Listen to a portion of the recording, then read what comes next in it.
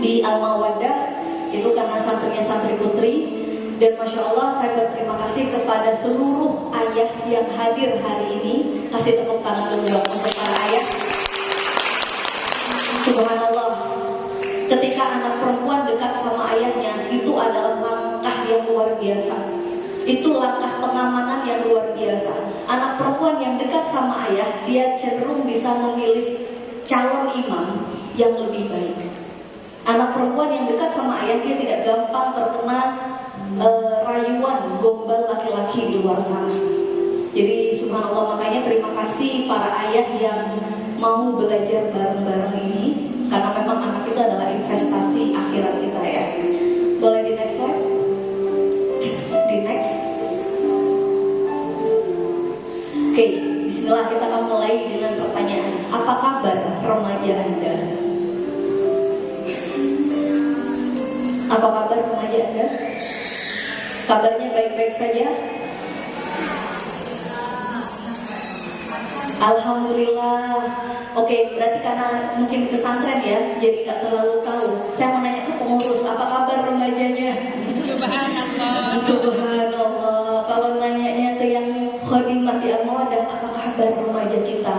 Masya Allah gitu. Tapi kalau ke orang tua kan aman ya ngerasanya ya.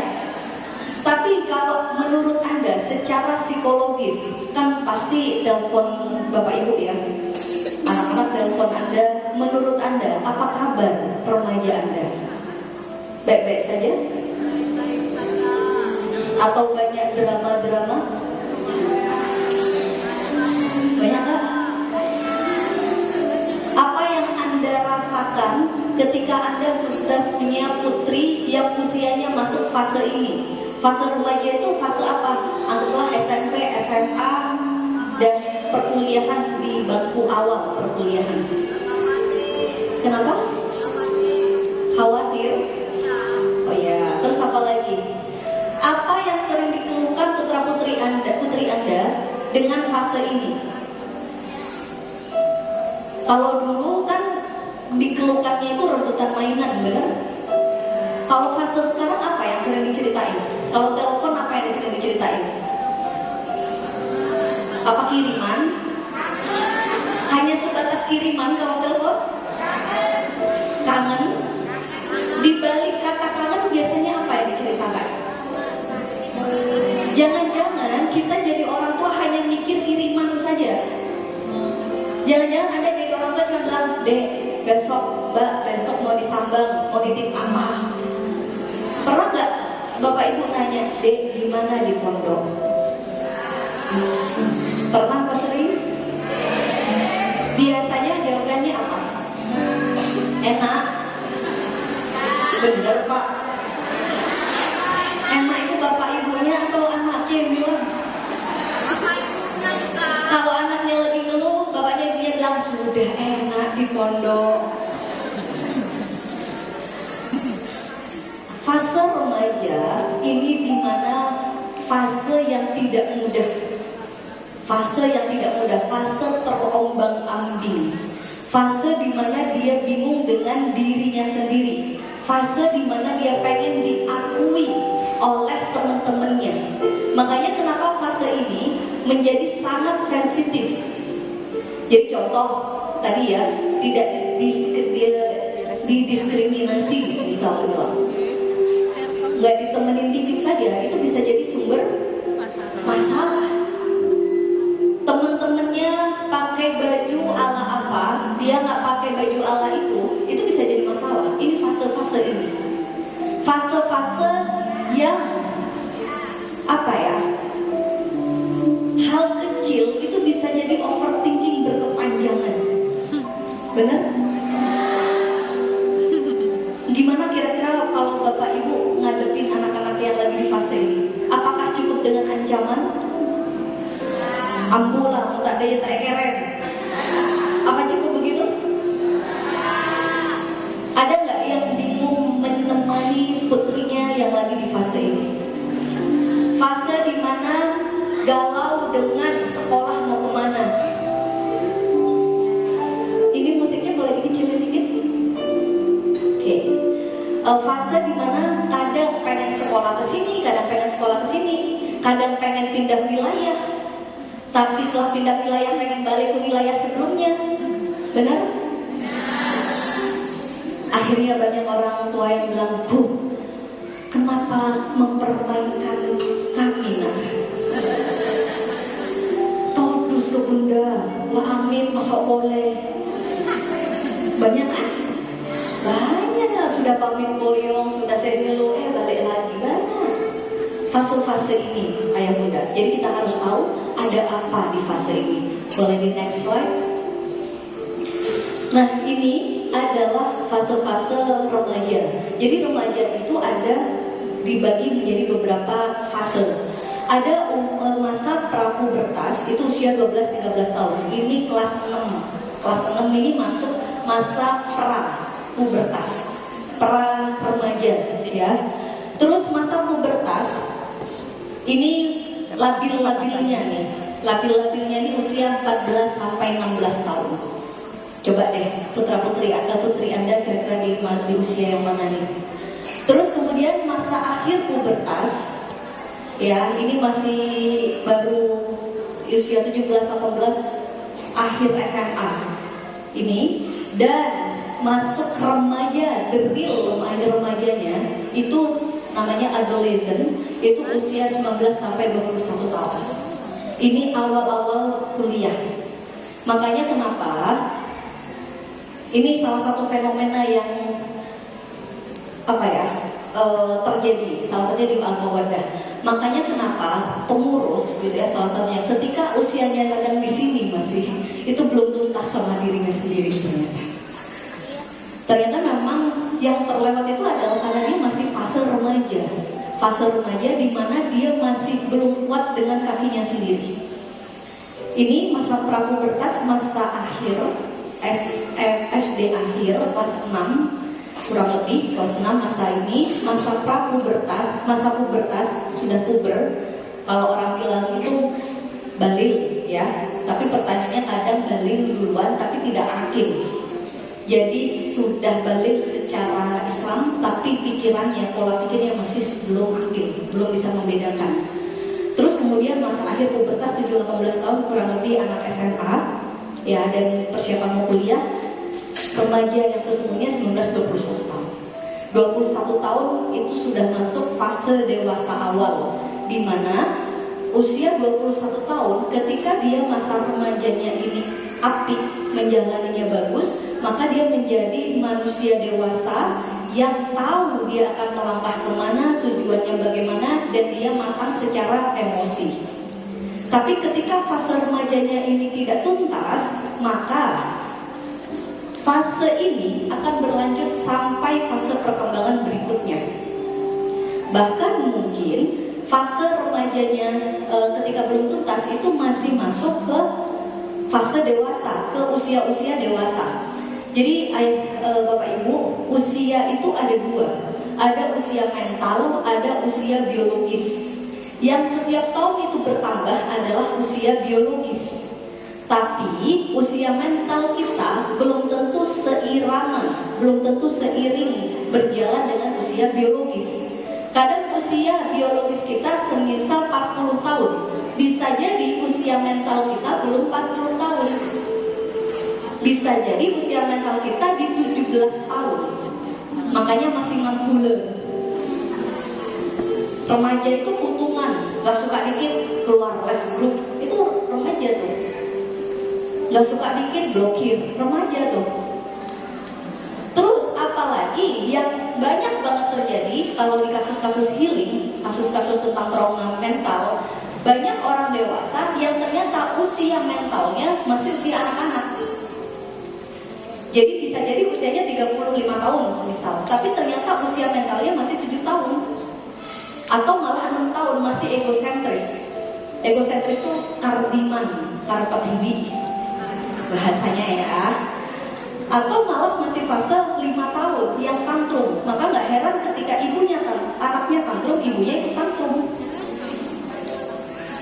Anda penasaran gak usia mental Anda berapa? Ada. Takut Anda shock. Itu bisa praktek, tapi nggak bawa alat tulis kayaknya. Itu untuk tahu usia mental Anda kira-kira berapa. Ya. Oke, ini fase remaja. Di next slide. Kita lihat ya, apa saja yang berubah pada fase-fase ini. Prapubertas itu persiapan masuk pubertas. Puber itu udah mulai ngerti lawan jenis, sudah mulai care sama penampilan, suara sudah mulai berubah. Kalau perempuan itu ditandai dengan menstruasi, kalau laki-laki ditandai dengan mimpi basah. Itu masuk masa prapubertas dan pubertas. Yang berubah pada fase ini ada 4 aspek. Yang pertama fisik, itu pasti berubah. Yang kedua intelektual, pola pikirnya itu sudah berubah. Yang ketiga emosional, yang keempat sosial. Maksudnya gimana? Maksudnya yang ketika anak kita sudah masuk ke fase-fase yang tadi gitu ya Bapak Ibu, itu ada 4 aspek, 4 hal yang akan berubah di dalam dirinya. Itu yang harus kita sadari dan kita dampingi. Karena di saat mereka tidak sadar bahwa masuk fase remaja itu akan ada banyak perubahan, maka dia akan kaget dengan itu. Ya, secara fisik pasti berubah. Laki-laki yang masih SD, dia suaranya masih cempreng. Begitu dia sudah masuk fase prapubertas, suaranya udah mulai Itu para ayah harus tuh, kalau punya anak laki-laki, para ayah harus turun ngasih tahu. Nah, nanti mimpi basah itu seperti apa? Itu harus ayah yang jelasin, bukan ibu. Kalau menstruasi itu ibu yang jelasin, jangan ayah. Tapi kan kalau ayahnya nggak terlibat pengasuhan, yang menjelaskan itu siapa? Akhirnya anak bilang, itu gimana bu, kok keluar kayak gitu? Duh, bosan nggak rumah jelasannya. Ya nggak?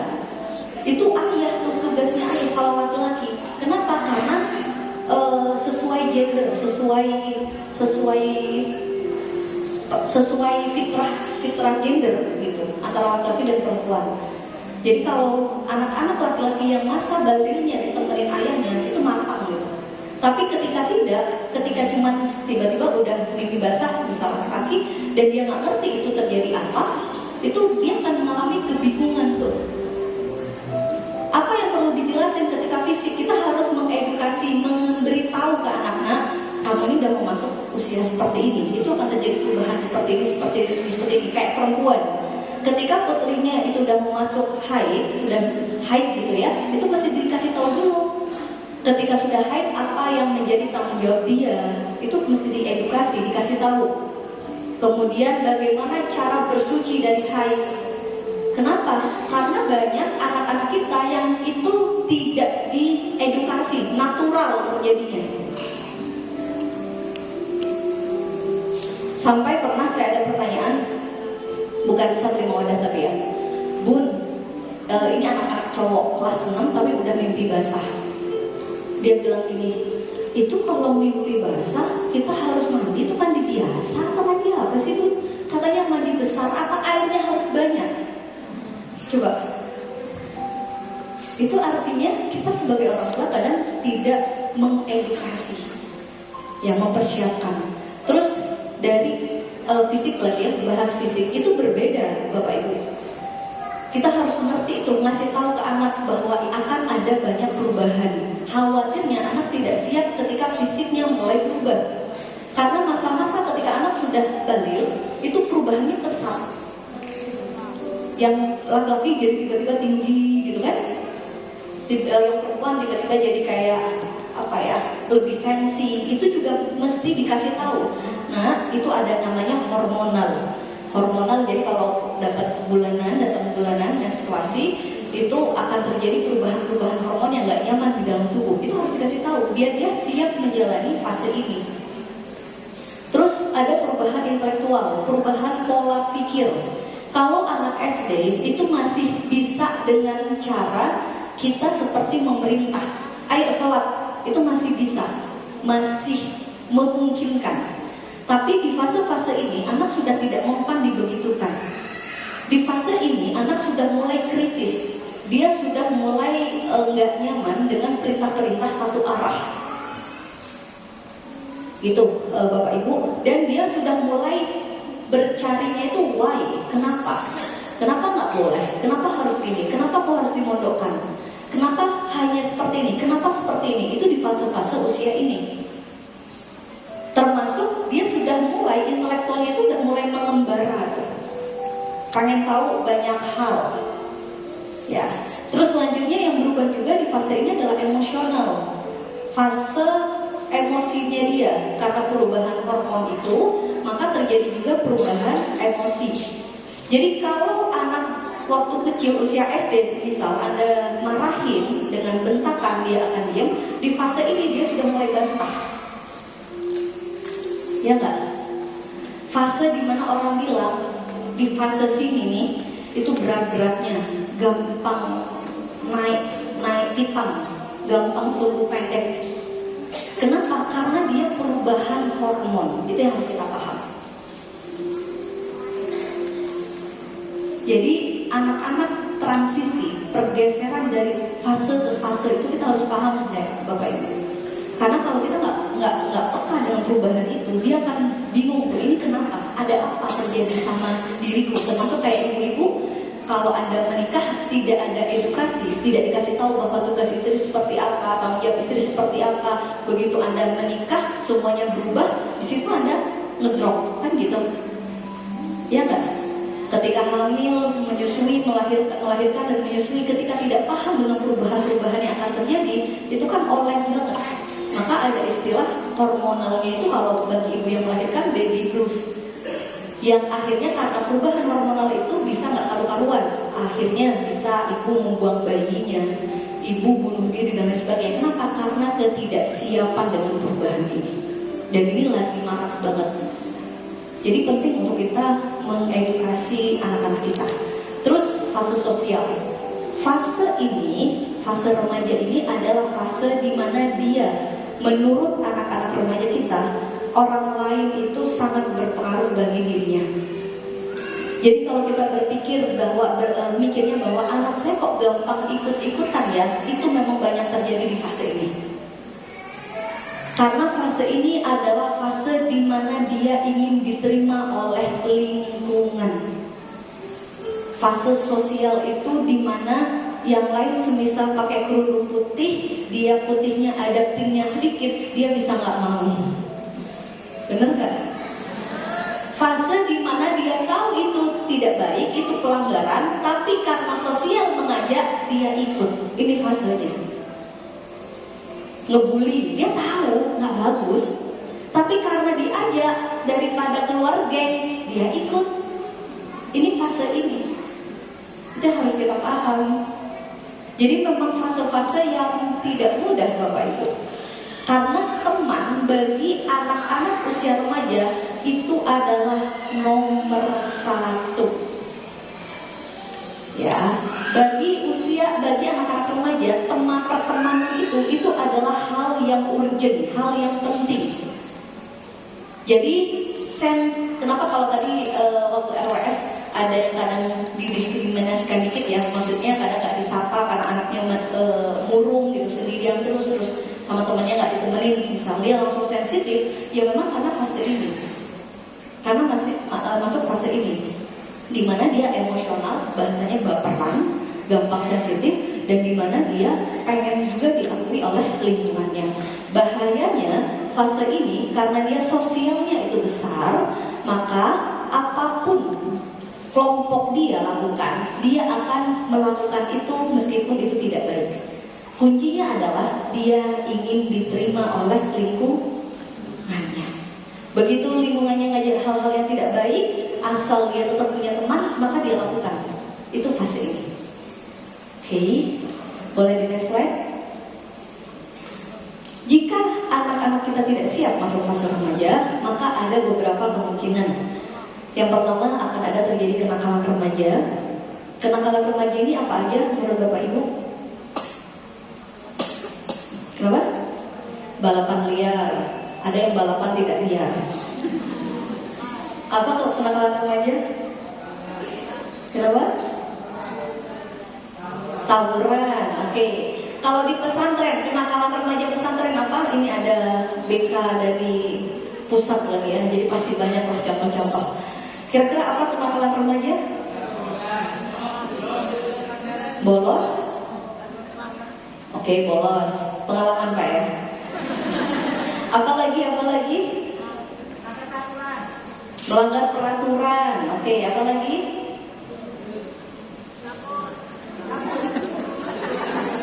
Kalau jamaah ada di jemuran, tapi kenakalannya lebih soft ya daripada di luar.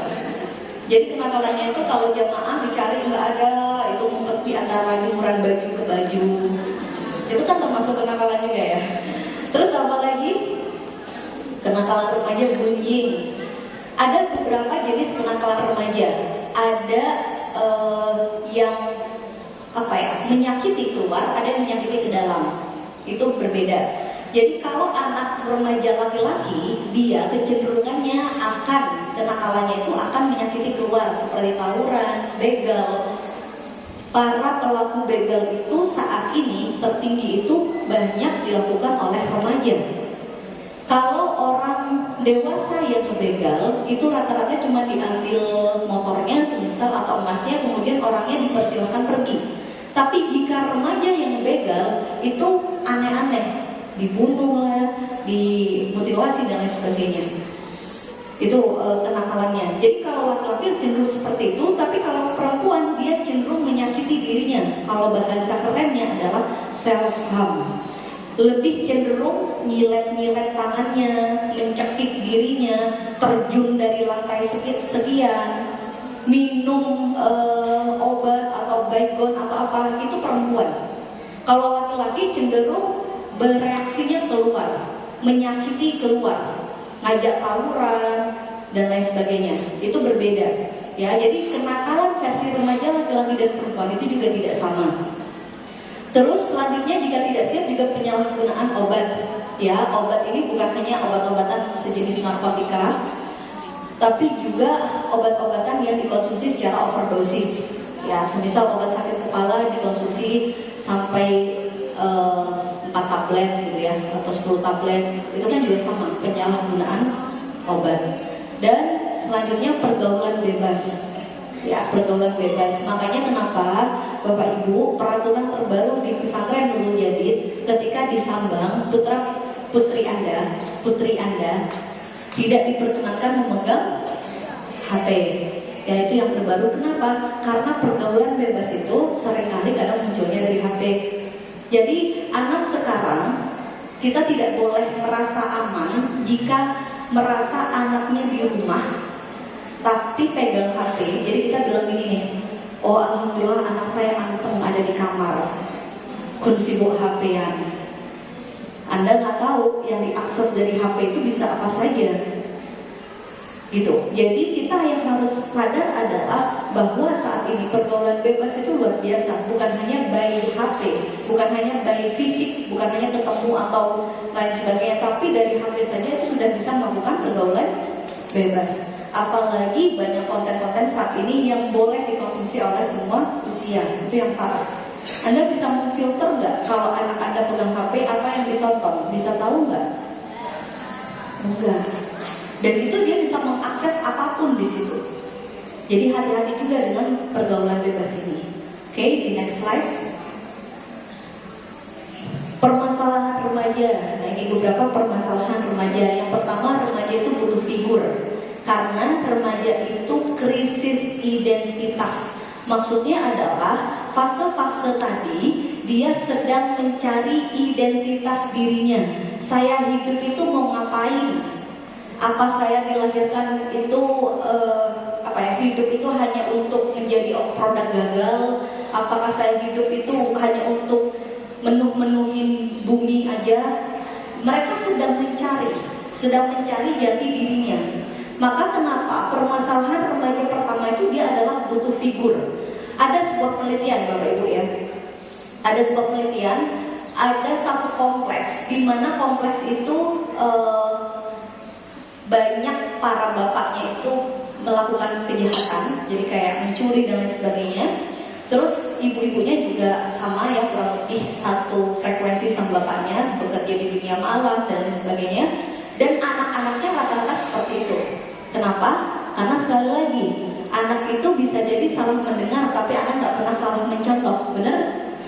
Jangankan itu, tadi kita saja sama Mbak Nurul waktu dibilang pegang dahi, nggak Nurul pegang telinga? Ibu-ibu, bapak-bapak banyak yang pegang telinga loh. Benar? Itu artinya kita lebih mudah melihat daripada mendengar. Itu artinya mungkin anak bisa salah mendengar, tetapi anak tidak salah mencontoh. Akhirnya dari satu perkumpulan itu, satu kompleks itu, karena orang tuanya banyak yang pekerja malam dan lain sebagainya, anak-anaknya banyak yang meneruskan profesi orang tuanya. Sampai suatu hari ada orang-orang psikologi gitu ya melakukan penelitian bahwa anak remaja ini bisa rubah hanya dengan dia punya satu figur. Jadi akhirnya diambil beberapa sekelompok anak remaja, tetap tinggal di situ, tapi ada figur yang sering didatengin. Jadi ada figur orang yang ramah, berbuat kebaikan sama dia, mengajarkan nilai-nilai kebaikan sama dia. Dan Masya Allah, dari penelitian itu banyak anak, mayoritas anak yang waktu itu dikumpulkan itu akhirnya menjadi orang-orang yang memutus mata rantai cara atau profesi tidak baik orang tuanya, dia memutuskan menjadi orang yang baik. Kenapa? Karena kehadiran satu figur.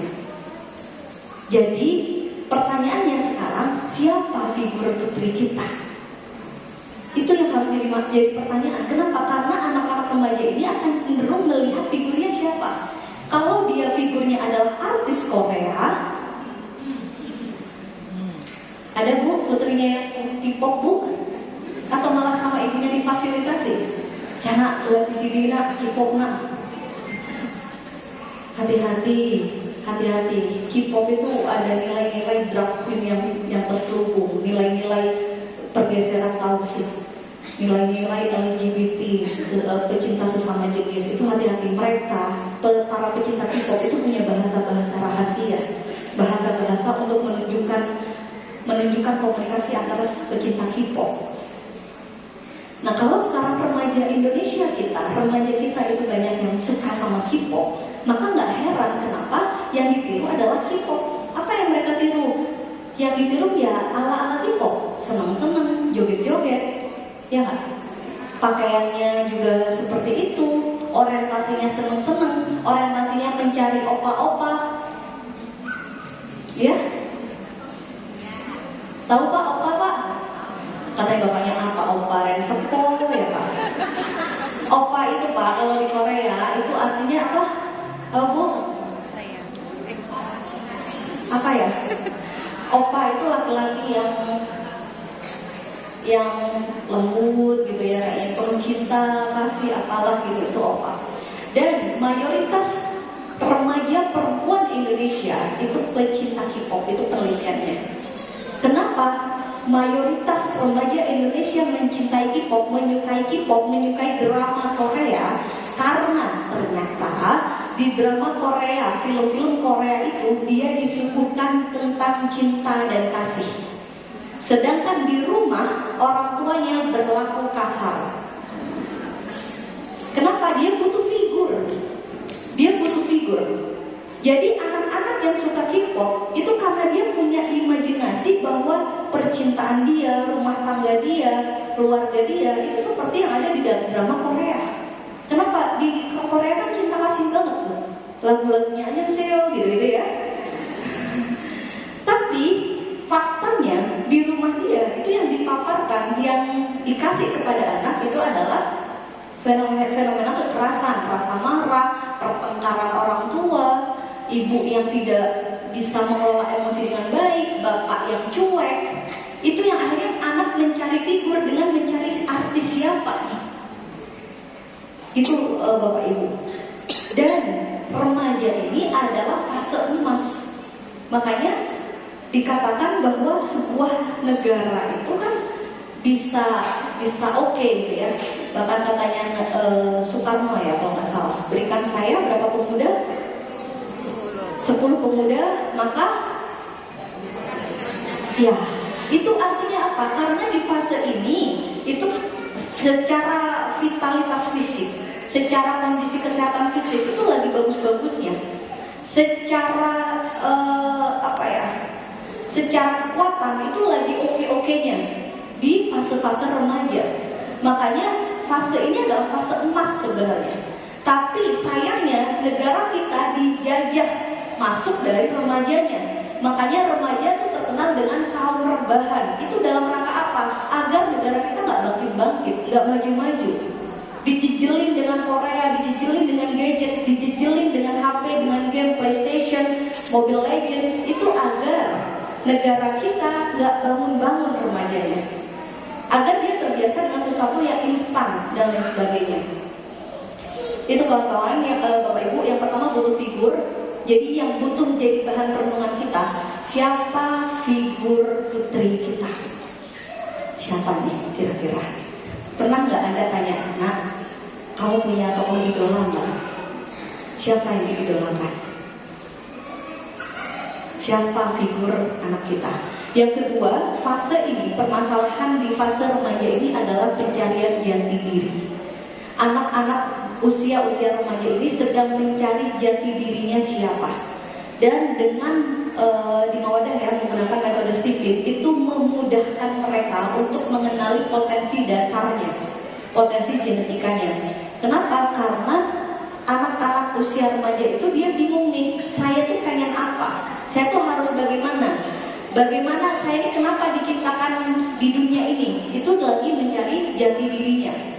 Saat kita orang tua bagus menemani anak-anak di fase ini pencarian jati diri, maka insya Allah tuh anak-anak masuk ke fase dewasa awal itu udah ajak. Anda pernah nggak Bapak Ibu nanya putrinya pengen jadi apa kalau gede? Pernah? Pengen jadi apa katanya? Macam-macam.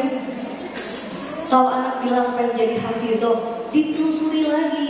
Jangan cuma bilang pengen jadi hafidhoh, jangan-jangan dia pengen jadi hafidhoh karena sosial, ikut-ikutan temennya, atau karena ini ngebuat Anda bahagia aja. Kalau saya ini ada usaha dia ya, pembina tahfidz. Coba deh tanya ke anak-anak tahfidz, kenapa kok masuk tahfidz? Ngafalin, apa alasannya? Karena pengen nyenengin orang tua. Bahkan kemarin ada yang bilang karena mau dikasih hadiah gitu ya, ya, mau dikasih hadiah sama orang tuanya kalau masuk tahfidz. Coba Anda tanya, kalau mau tanya nih, pengen jadi apa? Pengen jadi misal hafidhoh. Hafidhoh yang seperti apa? Hafidhoh yang bagaimana? Itu perlu Anda bantu untuk memetakan anak Anda kemana. Cerita pengalaman saya pribadi, waktu zaman-zaman masih sekolah sampai zaman-zaman SMP gitu ya, Bapak Ibu yang saya ingat ya, itu saya sering diajak ngobrol sama Bunda Hamidah Nafi untuk sering ngobrol di talk gitu. Sering ditanyain gini, Anik pengen jadi apa? Waktu itu saya bilang pengen jadi psikolog. Waktu masih MI kelas 5 apa 6. Terus beliau bilang, kenapa mau jadi psikolog? Saya bingung gitu ya, kenapa mau jadi psikolog? Kenapa? Fase-fase ini dia udah mulai kritis, tapi mulai masih kebingungan tentang dirinya. Tapi terus beliau arahkan tuh, mau kalau jadi psikolog yang seperti apa? Itu yang saya ingat, psikolog yang seperti apa? Apakah psikolog yang nggak jauh dari pesantren atau membawa nilai-nilai pesantren? Di beberapa kesempatan saya mulai baca-baca buku psikologi. Terus dia tanya lagi, niatnya apa mau jadi psikologi? Cuma untuk merapi orang atau apa? Merapi siapa? Itu yang dibangun tuh, dan itu ternyata yang membentuk. Jadi yang saya ingat tidak ada bahasa kayak kamu kalau jadi psikolog besok kalau gede nanti dapat uang banyak dan sebagainya, itu nggak ada. Tapi beliau selalu menyampaikan bahwa boleh kita berkiprah di umat di dalam bidang manapun kalau memang Anik suka di psikologi, tapi psikolog yang seperti apa? Kamu mau membantu siapa? Bantunya jenis apa? Dan itu membuat saya bertanya dan membuat saya memakan gitu ya, mengunyah buku psikologi itu dari saya kelas 1 MTS seingat saya. Akhirnya linear, saya mempelajarinya memang benar-benar ya urusan psikologi aja gitu. Termasuk adik ketika mau jadi dokter, itu saya juga mendampingi dan dengerin obrolannya. Ya sama, dokter yang kayak apa? Dokter yang apa hanya bisa nyuntik atau dokter yang cuma dapat duit? Itu yang beliau selalu sampaikan. Jadi penting untuk kita mendampingi pencarian jati diri anak-anak kita. Mau jadi apa? Mau seperti apa? Kita sudah bangun, anak ini mau kemana nih? Itu Bapak Ibu ya. Terus permasalahan remaja juga apatis. Apatis ini kurang empati, apati ya. Jadi kayak mudah ragu, skeptis kalau bahasanya juga ya. Mudah ragu, nggak percayaan, mau maju saja kadang aku nggak bisa, nanti gimana, kayak gitu ya. Itu tugas Anda, tugas kita sebagai orang tua kalau anak-anak kita curhat seperti itu, bukan menjatuhkan atau malah membandingkan. Kenapa? Karena anak-anak usia seperti ini itu sangat sensitif dengan social comparison, sangat sensitif dengan perbandingan. Jadi kalau dibilang, ya kamu kok nggak kayak Mbak Nurul, itu dia langsung down. Hati-hati. Baru kemarin di Gorontalo ada anak usia 13 tahun meninggal bunuh diri karena apa? Dimarahin ayahnya. Cuma dimarahin, dia masuk kamar, nggak keluar-keluar, dibuka kamarnya udah. Orientasi anak sekarang tuh seperti itu. Nanti kita bahas ada generasi strawberry ya. Terus anak remaja sekarang insecure, sering nggak percaya diri, benar? Aku ada jerawatnya,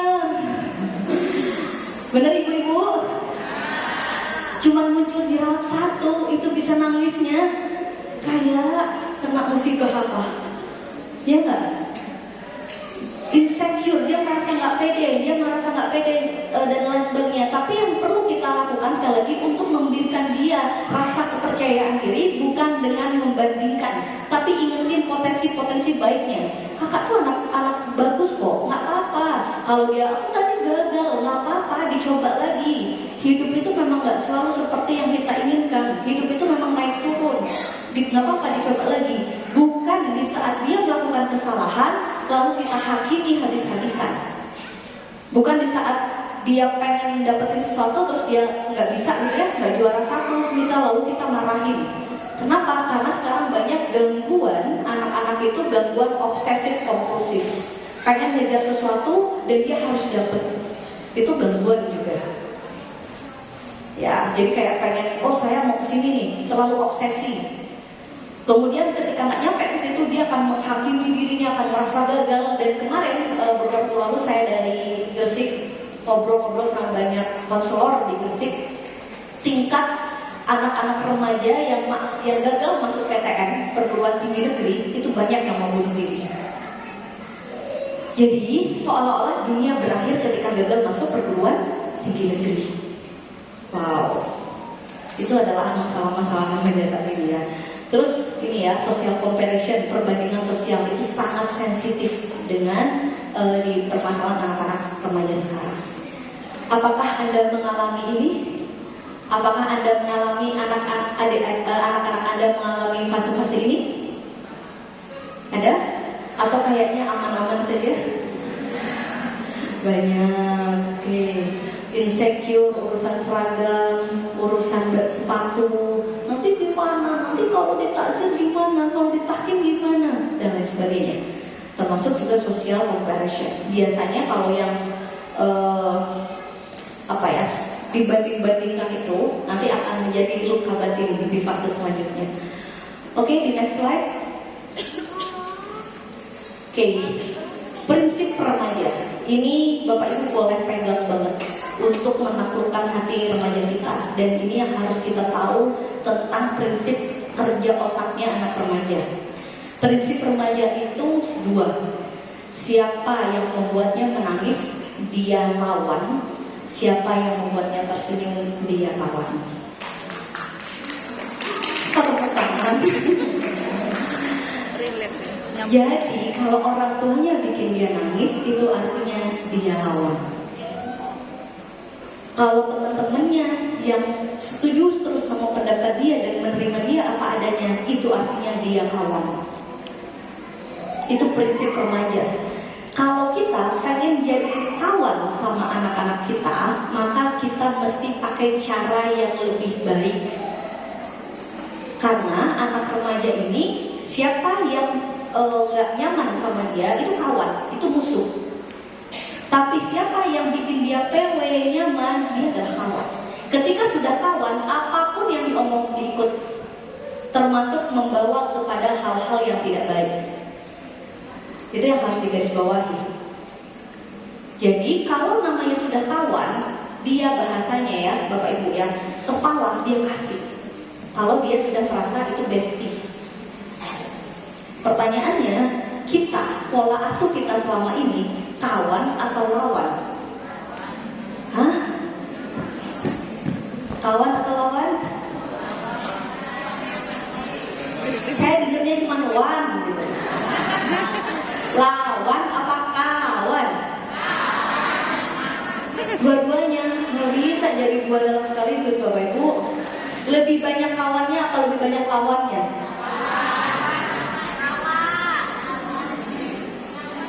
Bukan berarti saat kita menjadi kawan anak, kita harus ngikutin maunya mereka. Bukan, itu yang harus digarisbawahi. Bukan berarti kita selalu mengiyakan. Bukan berarti kita selalu oke terhadap semua persepsi mereka. Tapi kuncinya adalah berkomunikasi. Izinkan anak kita nyampaikan dulu, kita diem, dengerin, baru kita tanyain, menurut kakak itu bagus apa enggak? Menurut mbak itu oke apa tidak? Jadi anak-anak fase seperti ini itu udah gak bisa pakai metode ceramah. Kamu tuh nak harusnya begini-begini, itu udah gak mempan. Tapi yang mesti kita sampaikan itu adalah feedback, pertanyaan-pertanyaan yang membuat dia berpikir. Nanti kita arahkan pelan-pelan.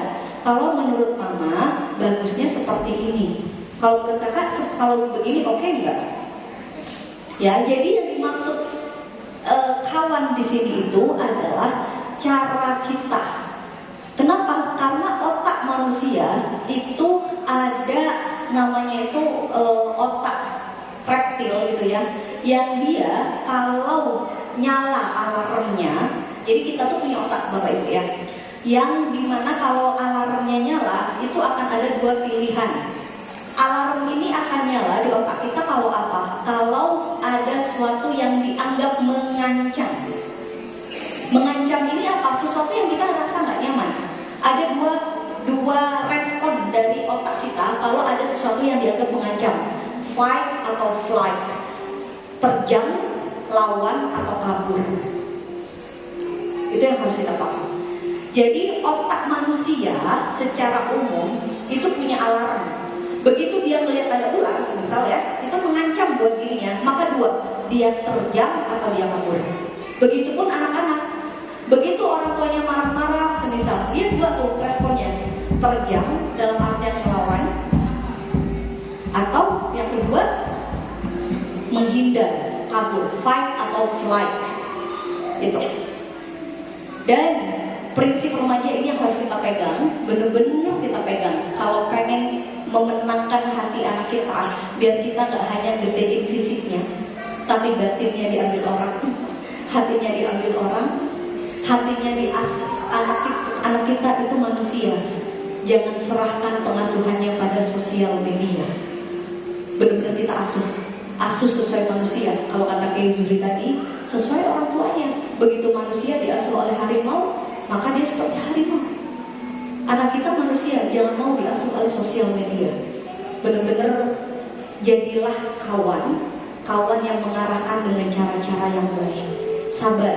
Fase-fase ini ketika berhasil, anak-anak kita akan tumbuh melesat luar biasa. Dia fase untuk ajak dirinya, untuk benar-benar menjadi orang dewasa yang benar-benar dewasa kelak. Oke, di next slide. Ini apa yang harus dilakukan? Seperti biasa ya, materi parenting sebelumnya. Dahulukan taubat sebelum obat, libatkan Allah. Pasti mesti libatkan Allah every time, everything, everywhere. Yang kedua, riyadhah batin. Seberapa banyak kita menguasai anak kita, seberapa banyak kita doain anak kita, bukan hanya sibuk ngurusin kirimannya, ya, tapi batinnya nggak diisi. Batin kita dan anak kita itu sama-sama terhubung, Bapak Ibu. Batin mereka dan batin Anda terhubung. Makanya sangat besar pengaruhnya kita orang tua sama anak-anak. Begitu Anda di rumah rasanya gemerungsung kepikiran dia, anak di pondok itu juga keinget Anda.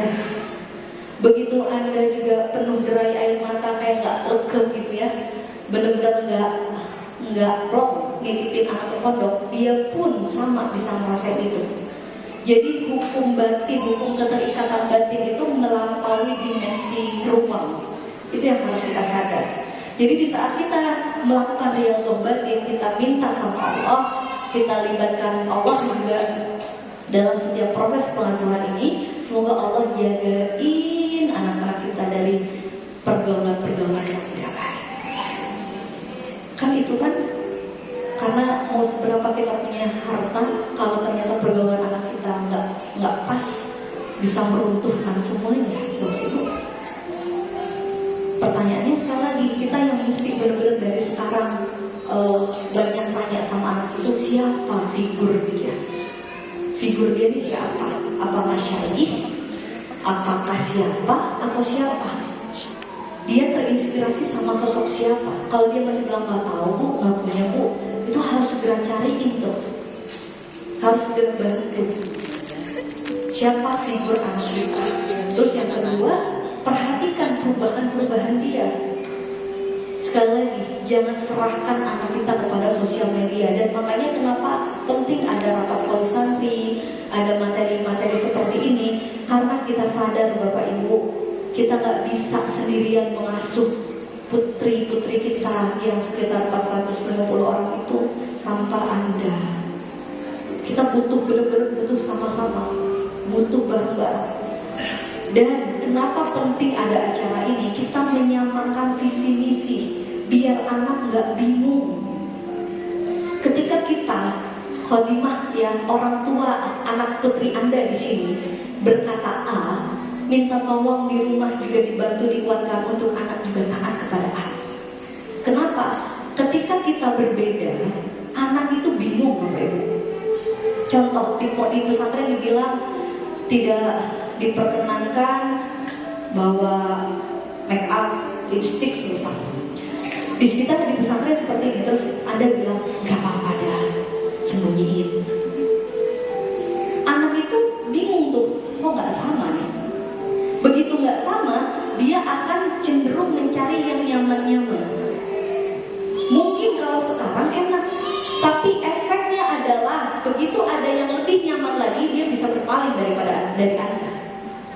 17, kita sama-sama, kita pengen anak-anak kita tuh yang 450, anak-anak kita semua menjadi anak-anak yang kelak menjadi jalan surga kita, menjadi anak yang manfaat linnas.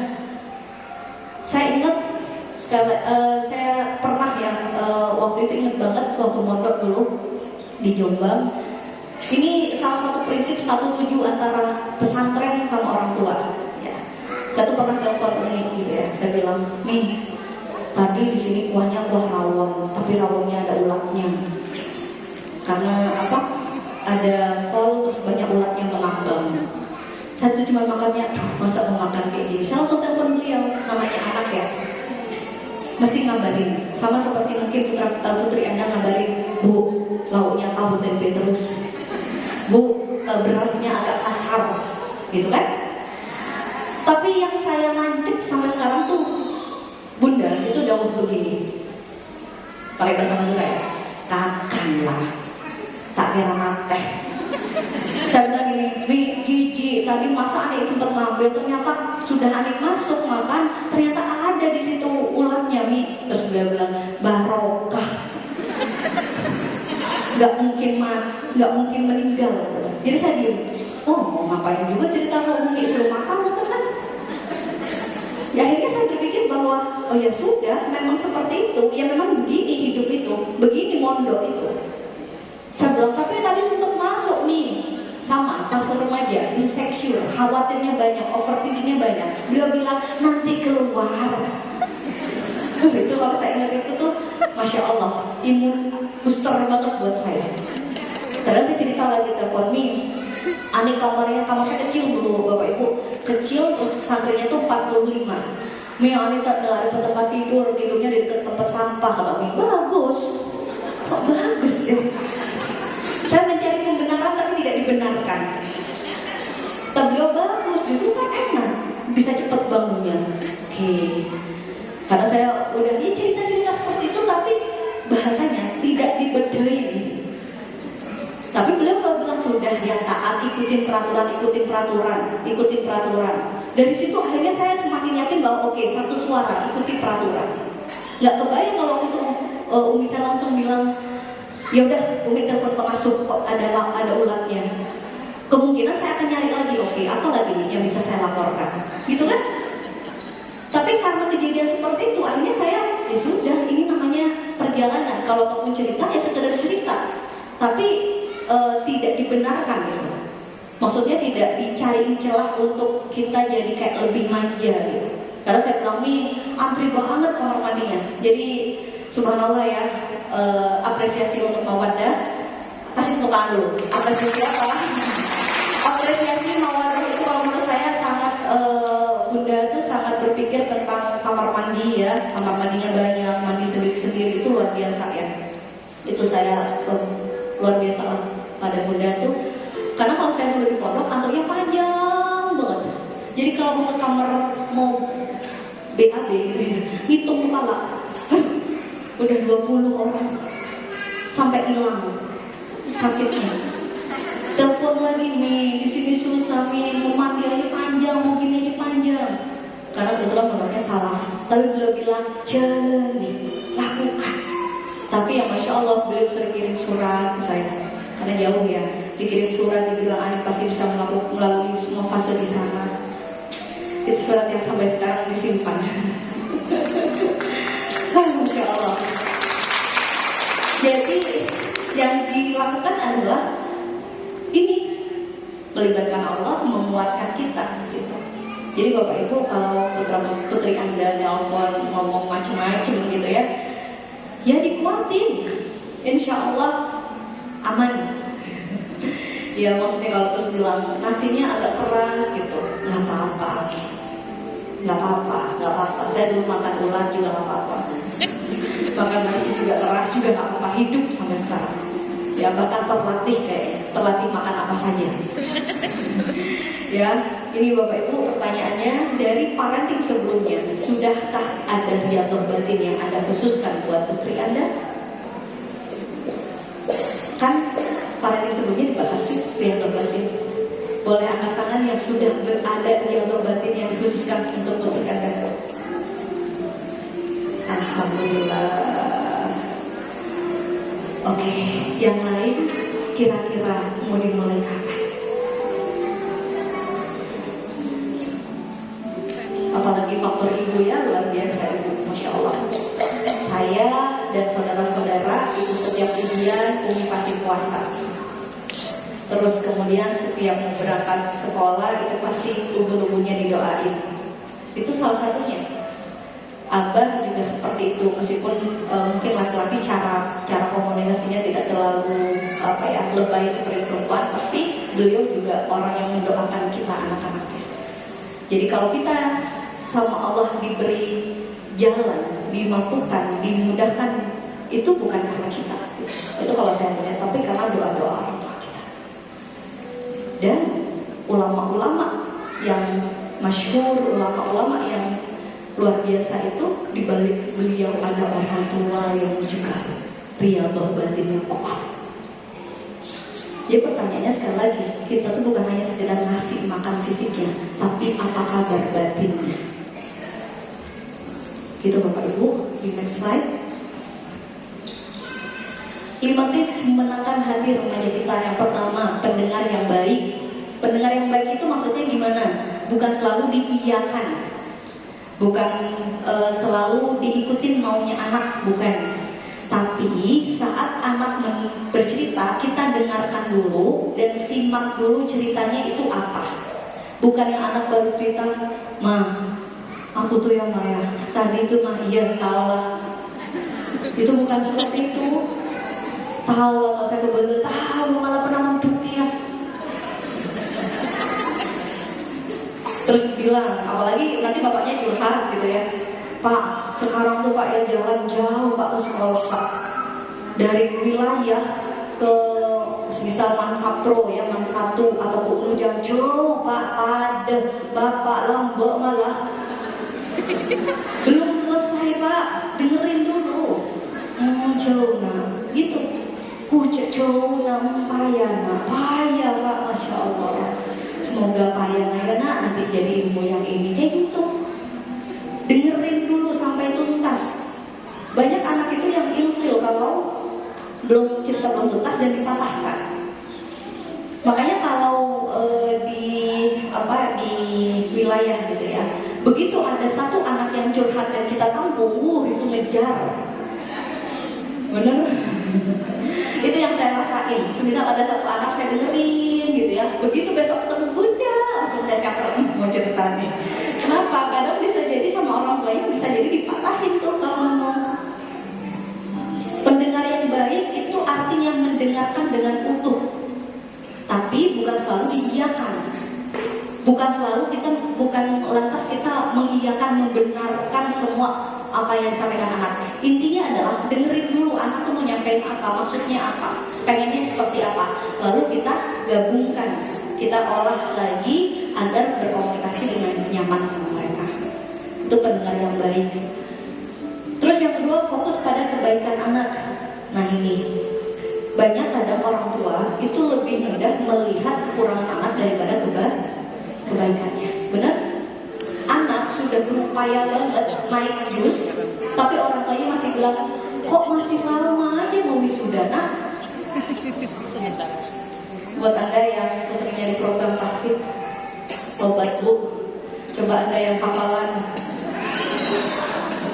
Aduh, Insya Allah, padahal saya menjadi saksi di mana anak-anak itu berguguran kalau ujian nggak tega asli. Tapi kadang orang tuanya mau tak ke jus, coba ibu sendiri hafalan, baru tahu ada bu. Fokus pada kebaikan anak. Selama ini otak kita itu memang lebih mudah mengingat hal-hal yang tidak baik. Kita lupa kadang mengapresiasi, berterima kasih, menghargai perubahan-perubahan anak. Makanya ada Bapak Ibu teknik marah itu cuman berapa detik? Ada yang tahu? 1 detik. 1 menit. Bukan 1 detik, 1 menit. Ada teknik marah itu 1 menit. Setengah menit untuk ngasih tahu kesalahannya apa, setengah menit untuk ngasih tahu mengapresiasi kebaikan dia. Contoh, anak pulang kesorean, setengah menit marahin. Nah, kamu tahu jam berapa sekarang? Kesorean ya, udah tahu konsekuensinya dan lain sebagainya. Kenapa kok ini? Kemudian langsung setengah menit ke depan itu kasih tahu kebaikannya. Biasanya kamu itu rajin, pulangnya tepat waktu, nggak pernah telat. Jadi sekarang kembali lagi ya ke habit yang baik itu. Itu teknik marah setengah 1 menit. Makanya kalau bisa di rumah tuh ada jam yang besar ya. Jadi kalau mau marahin anak itu taruh di bawah jam. Lihat jamnya. Karena sekarang banyak ibu-ibu itu Pak, kadang marahnya itu kemana-mana. Stok perempuan itu kan punya 20.000 kata setiap hari. Kalau laki-laki 7.000 sampai 9.000. Ini perbedaannya. Termasuk makanya kenapa anak perempuan itu ceritanya lebih banyak. Karena dia punya stok 20.000 kata.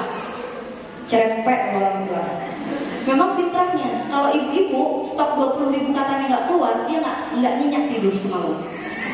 Kalau secara ilmu otak seperti itu. Begitu dia stok 20.000 katanya terpendam, itu gelisah tidur malamnya. Tapi kalau keluar, dia enak tidur malamnya. Dan yang harus dipahami ibu, bapak-bapak stok katanya itu 7.000, bapak yang cerewet 9.000. Makanya kenapa kalau ibunya nge-WA panjang lebar, Pak nanti bla bla bla bla, bapaknya jawabnya oke.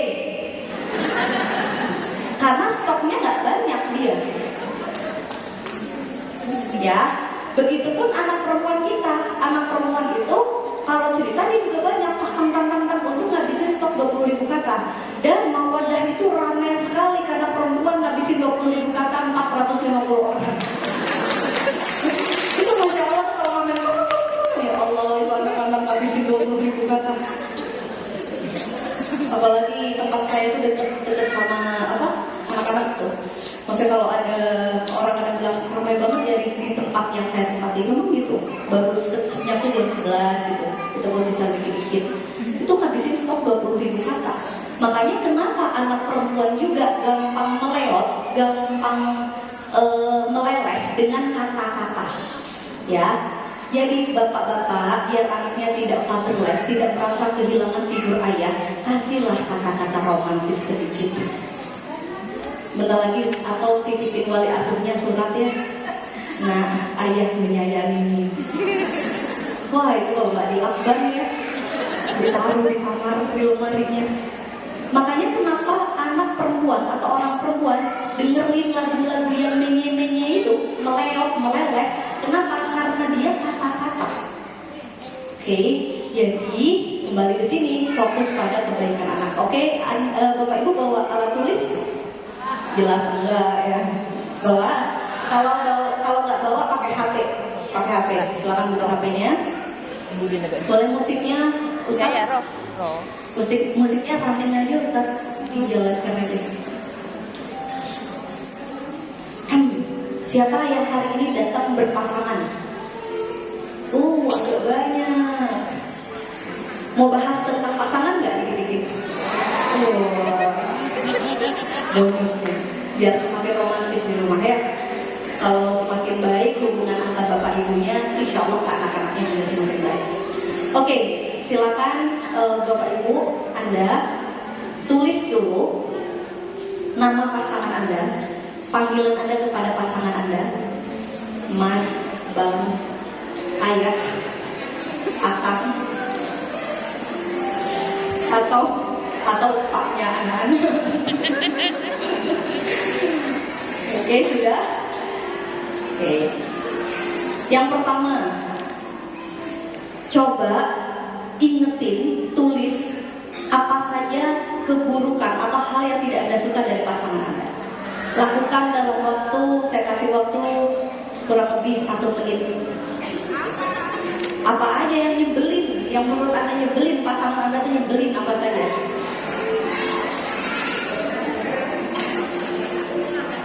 Gak apa-apa Pak, tulisin Pak. Gak ada, kayaknya baik aja. Ya benar. Yang Anda gak suka dari pasangan Anda, ditulis dengan cepat 1 menit. Pasti ada lah. Atau Anda bilang kekurangan pasangan Anda.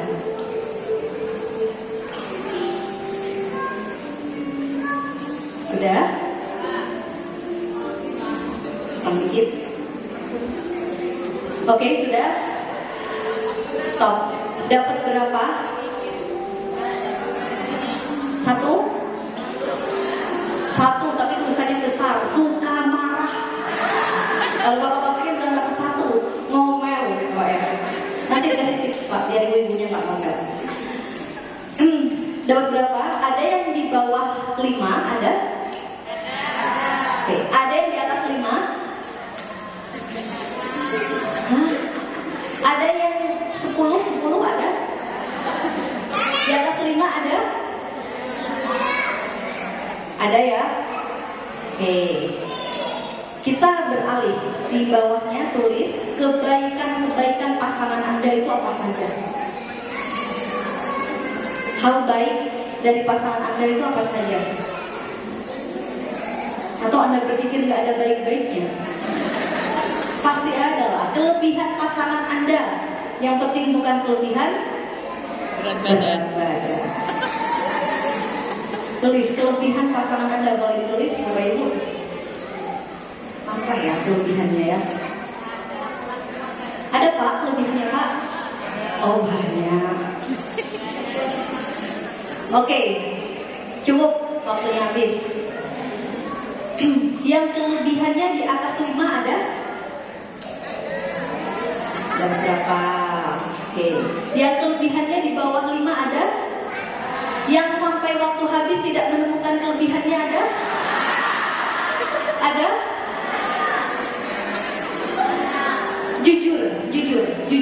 Jujur saja ya. Lebih mudah nulis kelemahan atau kelebihan? Lebih mudah ingat kekurangan atau kelebihan? Lebih mudah ingat yang nyebelin atau yang nyenengin?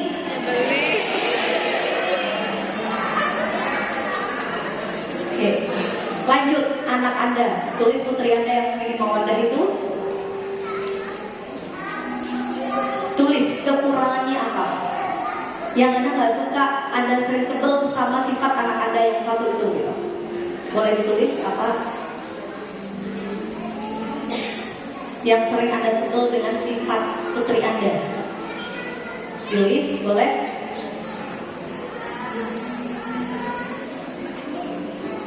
Oke, sudah. Ditulis selanjutnya, kelebihan putri Anda apa?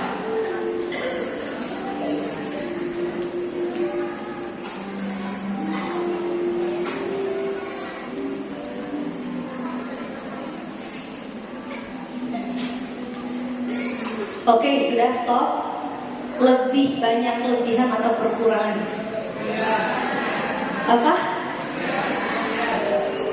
Bapak-bapaknya kelebihan karena jauh ya. Kalau lagi liburan kekurangan Pak yang melihat. Lebih banyak kekurangan apa kelebihan? Kelebihan. Alhamdulillah. Jadi kalau kita lebih fokus pada kebaikan, kelebihan anak kita, maka insya Allah anak itu akan merasa dia menjadi seseorang untuk orang tuanya. Jadi Bapak Ibu, yang bikin anak itu krisis identitas itu dia mengalami kebingungan atas dirinya. Salah satu faktor terbesar adalah tekanan hidup dari orang tuanya. Tekanan orang tuanya itu berharap, nak kamu kalau besar pokoknya harus jadi sesuatu. Itu anak tuh bawa beban. Nak, mama dulu pengen jadi dokter, tapi gak kesampaian. Kamu harus jadi dokter. Nah, mama pengen ngafalin Quran, tapi kamu tahu kan, sudah repot. Jadi kamu harus jadi penghafal Quran. Itu bebannya itu Masya Allah. Jadi kalau sekarang, kalau menurut saya, Anda nanti di top ngobrol dari hati ke hati sama putri Anda. Nah, masuk program ini tujuannya apa? Pengennya jadi apa? Niatnya apa? Jangan-jangan sebenarnya niatnya itu pengen bahagiain Anda, tapi ternyata nggak terlalu kuat gitu. Karena kalau akhirnya dia merasa terluka dengan sikap Anda, misal ya seorang anak pengen bahagiain orang tuanya, terus ternyata orang tuanya dianggap banyak menaruh luka kepada dirinya, dia nanti bisa patah dan dia akan bilang, saya sudah ngomong semuanya buat orang tua, tapi kenapa orang tua gitu sama saya? Itu akan jadi bom waktu suatu hari nanti. Jadi Bapak Ibu, fokus pada kebaikan, fokus kepada potensi-potensi baiknya, dan besarkan atau tumbuhkan, bantu anak untuk bertumbuh dengan potensi kebaikannya. Kalau Anda punya anak yang cerewet, yang omongannya banyak, siapa tahu suatu saat nanti jadi trainer. Ya nggak? Benar? Iya, kan butuh ngomong banyak. Kalau Anda punya anak yang diem, yang tenang, mungkin banyak mikir, overthinking, siapa tahu suatu saat nanti menjadi seorang analis, menganalisa suatu masalah atau suatu problem dan lain sebagainya. Jadi masing-masing punya kelebihan, fokus pada kebaikan anak. Terus selanjutnya isi tangki jiwanya, ada bahasa cinta, 5 bahasa cinta. Yang pertama sentuhan, bahasa cinta pertama sentuhan. Yang kedua hadiah. Yang ketiga kata-kata. Yang keempat pelayanan. Yang kelima kualitas waktu, berkualitas, quality time. Ciri-ciri orang yang punya bahasa cinta sentuhan adalah dia seneng nempel, seneng dusel, seneng meluk-meluk, seneng disentuh. Yang punya ciri-ciri kata-kata, dia akan seneng ketika dapat kata-kata yang cantik, kata-kata yang indah, itu langsung merasa dicintai. Jadi fungsi bahasa cinta ini adalah untuk mengisi tangki cinta anak kita atau pasangan. Perlakukan orang lain seperti apa dia ingin diperlakukan, bukan perlakukan orang lain seperti apa kita ingin diperlakukan. Itu dua hal yang berbeda Bapak Ibu. Kalau kita memperlakukan orang lain seperti apa dia ingin diperlakukan, maka orang itu akan merasa nyaman. Terus bahasa cinta pelayanan, yaitu ketika ada orang yang dilayani atau melayani, dia akan merasa dicintai, dihargai. Ada bahasa cinta quality time. Quality time itu waktu yang berkualitas. Seneng ngobrol bareng, main bareng, atau ya bercanda bareng, itu quality time. Dan ada bahasa cinta hadiah. Ya, kira-kira Anda bahasa cintanya apa? Biasanya satu orang itu punya dua bahasa cinta yang dominan. Dan ini yang sering kadang nggak match, nggak sinkron antara suami istri, anak sama orang tua. Semisal anak bahasa cintanya sentuhan, tapi orang tuanya bahasa cintanya pelayanan, kadang nggak match. Anak bilang, "Ma, disentuh, apa sih? Ditepis namanya. Apa sih? Buka, gak rajin." Itu anak merasa kayak tidak dicintai.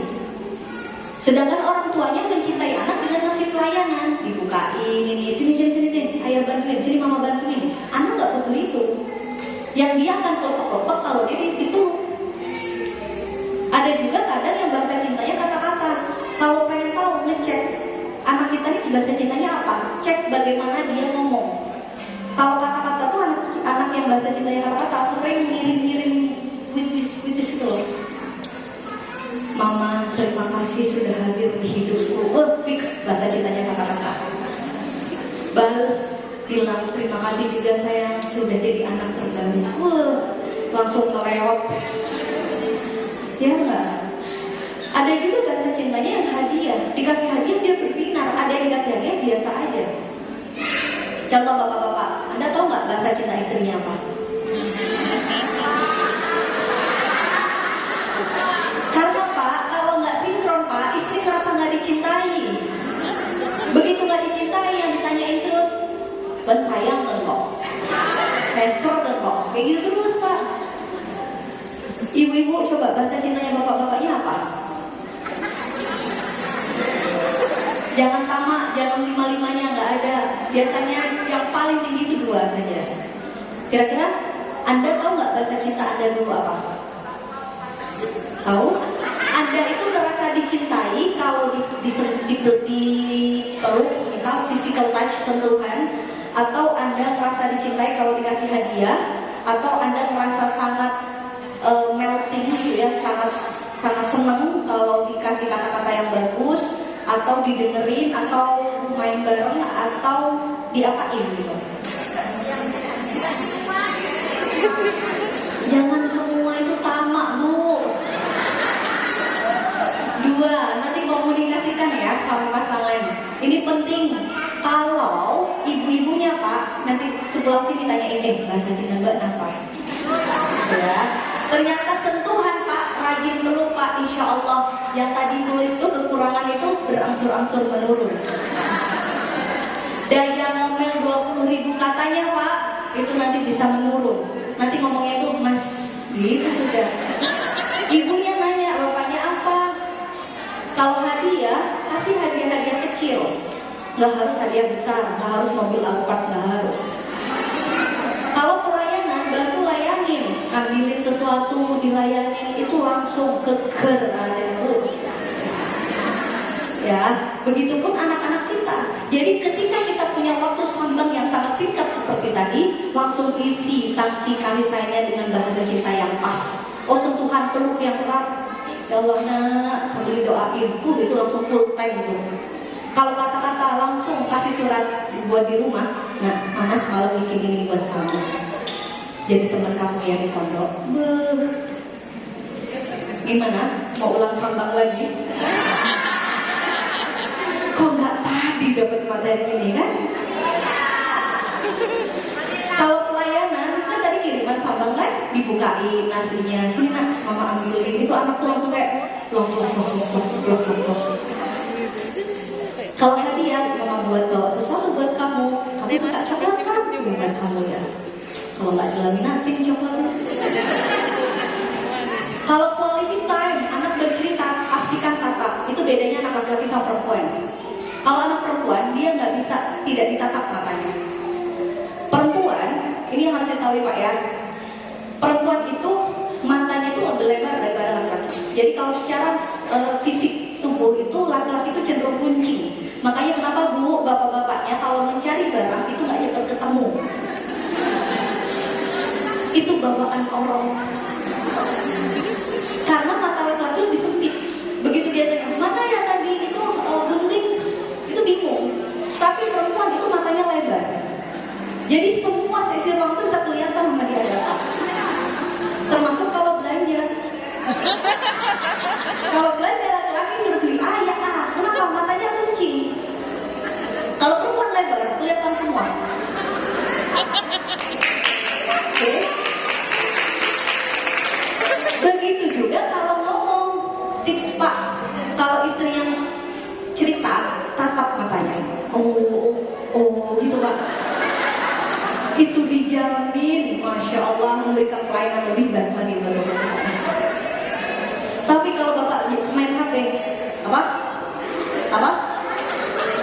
insya Allah piring-piring berterbangan. Kenapa? Ngerasa nggak dapat fasilitas.